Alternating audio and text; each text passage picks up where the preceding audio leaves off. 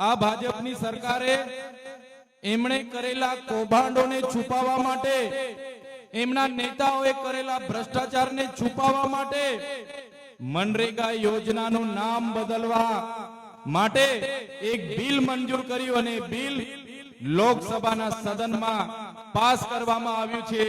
ત્યારે આ ભાજપની સરકારને અમે આ મંચ પરથી કહેવા માંગીએ છીએ, મનરેગાનું નામ બદલવાથી તમારા બધા કૌભાંડો અમે ભૂલવાના નથી, એ ભ્રષ્ટાચારીઓને અમે છોડવાના નથી। આ નામ બદલનારી આ સરકાર તમે જોઈ લો, મનરેગાનું નામ જી રામજી, ભગવાન રામના નામે નાખ્યું।